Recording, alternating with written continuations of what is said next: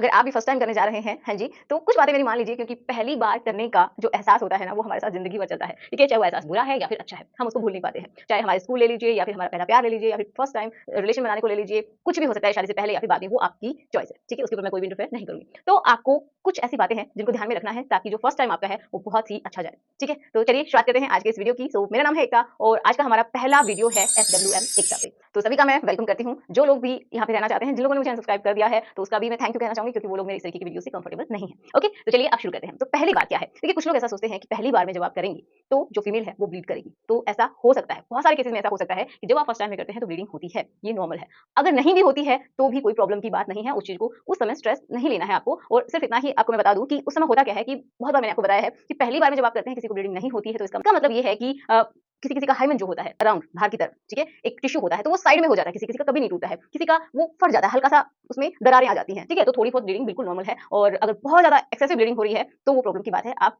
Please किसी अच्छे doctor के पास दिखा सकते हैं, ठीक है? अब दूसरी बात क्या है कि बहुत सारे लोग ये भी जानना चाहते हैं कि जो फर्स्ट टाइम आप करते हैं, तो भी होता है?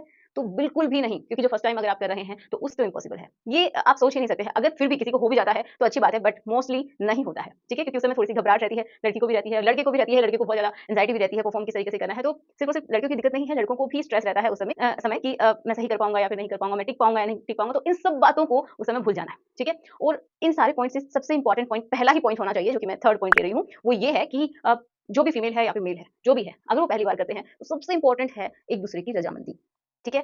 उनको मतलब इतना पता होना चाहिए कि आप क्या कर रहे हैं और क्यों कर रहे हैं, इसका भविष्य में आपको क्या कुछ अगर आप अपनी मर्ज़ी से नहीं कर रहे हैं, तो हो सकता है कि आपके साथ आगे चल के बुरा भी हो, ठीक है? तो आपकी रज़ामंदी होनी ज़रूरी है, ठीक है? आपकी कंसेंट होना बहुत ज़्यादा ज़रूरी है, दोनों की ही। तो किसी को भी फ़ोर्स नहीं करना है, चाहे वो लड़का है या फिर लड़की है, किसी को फ़ोर्स में ये नहीं करना चाहिए। पहली बात तो एटलीस्ट बिल्कुल भी नहीं करना चाहिए और हमेशा की ये बात होनी चाहिए कि फ़ोर्स में कभी भी नहीं करना चाहिए, चाहे वो पति-पत्नी है या फिर गर्लफ्रेंड-बॉयफ्रेंड है, ओके? ऐसा बहुत सारे लोग मानते हैं कि मेरी वाइफ़ है तो मैं जितनी बार मैं चाहूँगा तब होगा, तो ये भी बहुत ही गलत है। ये एक क्राइम है अगर इस तरीके से करते हैं तो। तो चलिए अब पॉइंट पे आते हैं। नेक्स्ट पॉइंट क्या है कि क्या पहली बार में कंडोम यूज़ करना चाहिए या फिर नहीं करना चाहिए? तो बिल्कुल आपको यूज़ करना चाहिए। देखिए एक तो जो कंडोम है वो क्या करता है लुब्रिकेशन भी देता है। दूसरा कि आप दोनों को ही प्रोटेक्ट करता है जो कि इन्फेक्शन है उनसे, ठीक है? तो अगर आप पहली बार कर रहे हैं तो ज़रूर आपको ये यूज़ करना चाहिए ताकि आप बीमारियों से भी बचते हैं और फीमेल जो है वो प्रेगनेंसी से भी उसका बचाव होता है, ठीक है? ताकि अनवांटेड प्रेगनेंसी आपको ना मिले। तो ये बहुत ज़्यादा इंपॉर्टेंट है और थोड़ा-सा उसका लुब्रिकेशन भी होता है, तो वो भी अच्छी बात है, ठीक है?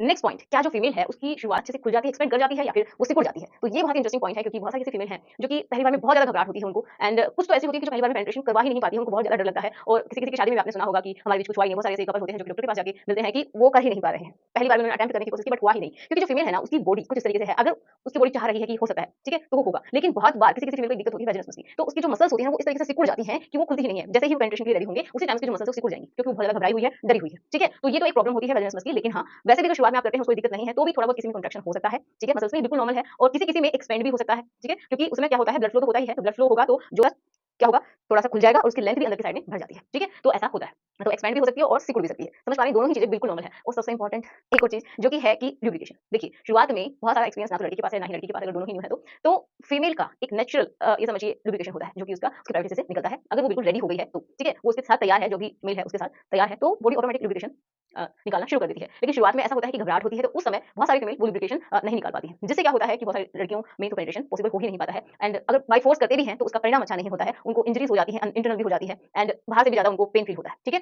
तो सबसे अच्छी बात क्या है कि पहली बार अगर आप कर रहे हैं, तो ये चीज़ ध्यान रख के चलिए कि एक तो आपको कंडोम लेके जाना है, दूसरा आपको ल्यूब्रिकेशन ज़रूर से ज़रूर लेना है। अच्छा ल्यूब्रिकेशन लीजिए एंड वो आपको यूज़ करना है, ठीक है? तो ये बहुत ज़्यादा इंपॉर्टेंट है अगर आप पहली बार कर रहे हैं तो।